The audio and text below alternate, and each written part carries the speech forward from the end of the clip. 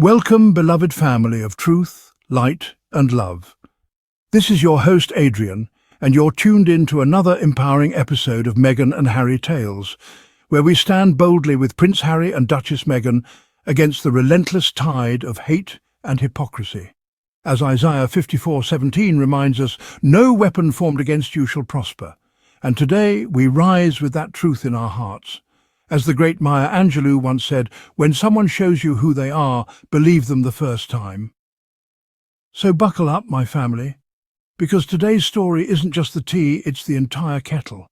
We're diving into how King Charles and his royal gang need military backup to dodge public boos, while Harry and Meghan walk through crowds to standing ovations. The tables, oh yes, they've turned, flipped and danced the tango. Let's go. Every time King Charles steps out in his polished royal boots, be it the misty streets of Lancaster, the bustling markets of Leeds, or the historic grandeur of London, he's met not with applause, but a tidal wave of discontent. "Not my king" rings through the air like a defiant anthem, echoing off stone buildings and palace gates alike. The boos trail behind him like a fleet of invisible corgis, loyal not in affection, but in persistence. And he's not alone. Prince William, the so-called heir to the throne, can't escape it either. Try as he might to perfect the stoic royal nod or flash the camera-ready grin, the reception is often frosty. Then there's Kate Middleton, once hailed as Britain's golden girl, now finding that glow dimmed beneath the public's rising scepticism. And Camilla? Let's not even open that royal Pandora's box. She's not just booed, she's roasted on social media, dragged across headlines and wrapped in layers of public disapproval like yesterday's leftovers. Yet somehow, miraculously, these same royals, along with their media mouthpieces, expect us to believe that Harry and Meghan are the problem, that they are the ones lacking popularity. Really? Because, last I checked, when Meghan Markle enters a room, the energy shifts. Cameras light up. People lean forward. There's a genuine spark. It's charisma you can't manufacture. Either you have it or you don't. And Meghan? She has it in abundance. Meanwhile, King Charles needs a phalanx of security just to unveil a plaque.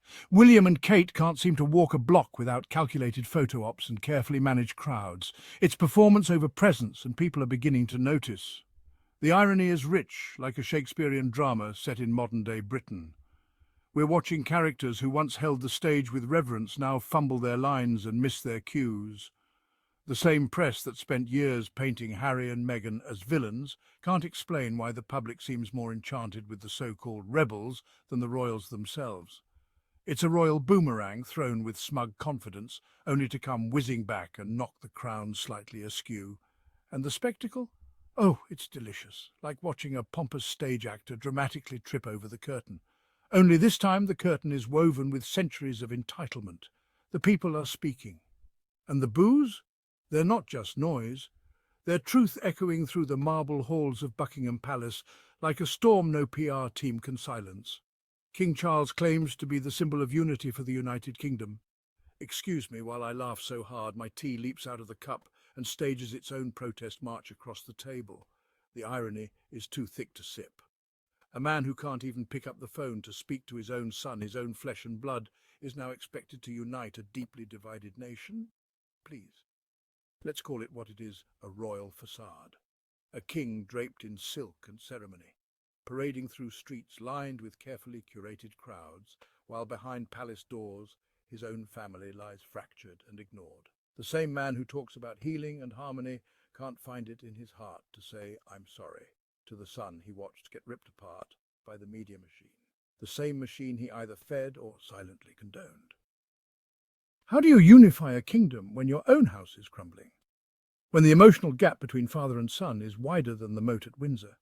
You can't preach unity while pretending your estranged son and biracial daughter-in-law don't exist, especially when they've been the targets of relentless abuse, and you've stood by, tight-lipped and tepid. Charles didn't just fail to call Harry, he failed to protect his grandchildren.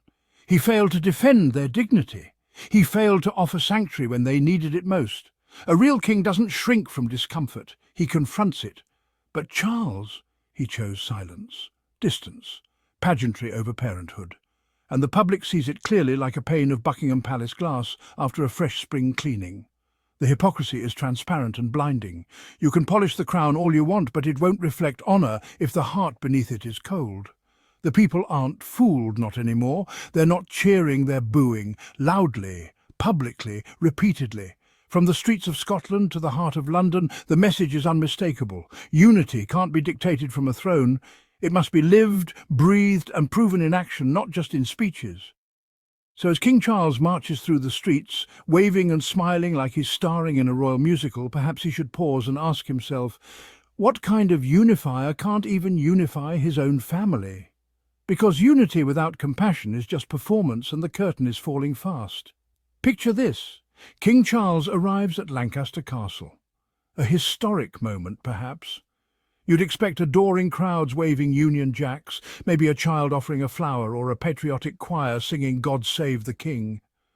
But reality paints a different scene, one the palace PR machine would rather bury under a pile of commemorative tea towels.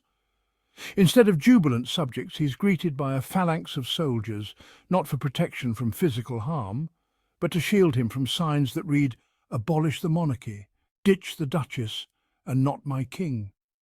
Ordinary citizens frustrated and fed up, holding nothing but cardboard courage and conviction. The king, once the focal point of national pride, now walks a gauntlet of growing disdain. His reception isn't regal, it's raw. Yes, my family, the king now travels like a war general flanked by troops, guarded not from weapons but from words, not from bombs but from boos. And why? Because the truth has become the monarchy's greatest enemy.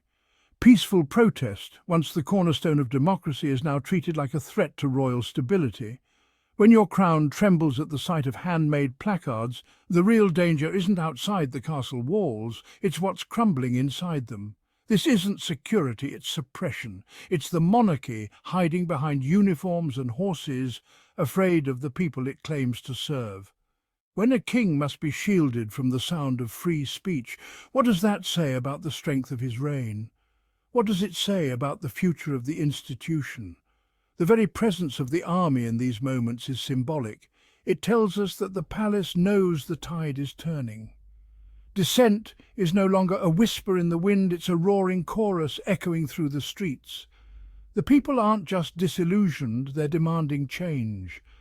And they're doing it peacefully, passionately and persistently. And here's the kicker. This isn't about physical threats. It's about avoiding public embarrassment. It's about dodging the inconvenient reality that not everyone is buying the glossy royal fairy tale anymore.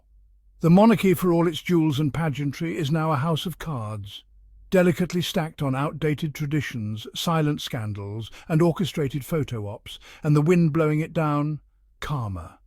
Decades of privilege without accountability, generations of silence in the face of injustice, the dismissal of a prince who dared to speak truth, the mistreatment of a duchess who refused to shrink herself to fit an outdated mould. The people haven't forgotten, and they won't. So now, as Charles marches behind walls of armed decorum, we must ask, what kind of monarch needs a battalion to attend a ribbon cutting? What kind of kingdom fears its own voice? Because a crown that must be defended from its own people is no longer a symbol of strength, it's a symbol of survival. Until next time, I'm Adrian, and this has been Meghan and Harry Tales, where we honour truth, celebrate love and uplift voices that dare to defy. Stay bold, stay brilliant, and as always, stay royal on your own terms.